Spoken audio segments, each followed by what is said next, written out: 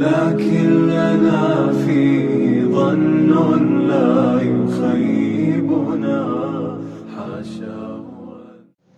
اعوذ باللہ من الشیطان الرجیم، بسم اللہ الرحمن الرحیم۔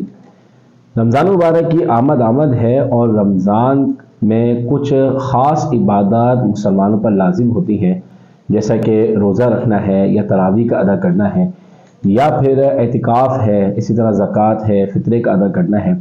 لہذا ایک مسلمان کو چاہیے کہ وہ ان ایام کے آنے سے قبل ہی ان عبادات کے مسائل کو بھی جان لے تاکہ اس کی عبادت کامل طور پر ادا ہو سکے۔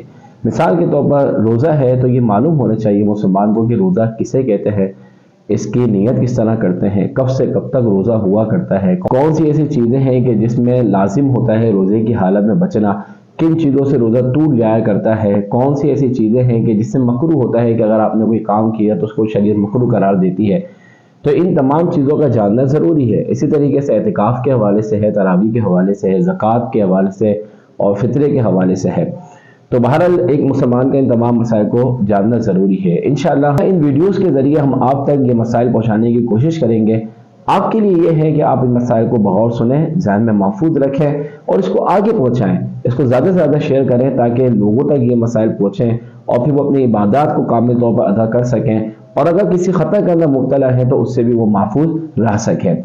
آج انشاءاللہ روزے کی شرعی حیثیت یا اس کے شرعی مفہوم کے حوالے سے ہم بات کریں گے۔ تو سب سے پہلے تو یہ جان لیجئے کہ رمضان مبارک کے روزے جو مسلمانوں پر لازم کیے گئے ہیں یہ 2 ہجری 10 شعبان المعظم کو لازم ہوئے۔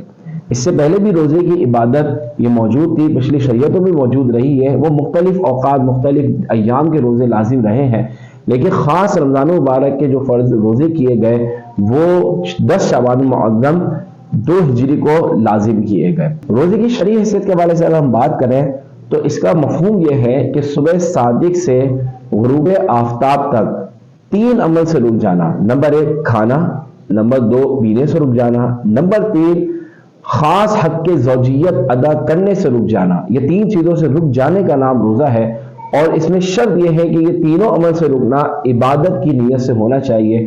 لہٰذا اگر کوئی شخص عبادت کی نیت سے نہیں، پورے دن ایسے فاقہ کیا ہوئے یا بھوک ہڑتال پہ بیٹھ گیا تو اب وہ عبادت کی نیت نہیں ہے تو وہ روزہ نہیں ہوگا۔ عبادت کی نیت سے ان 3 کاموں سے رک جانا ایک مخصوص وقت میں یہ روزہ کہلاتا ہے۔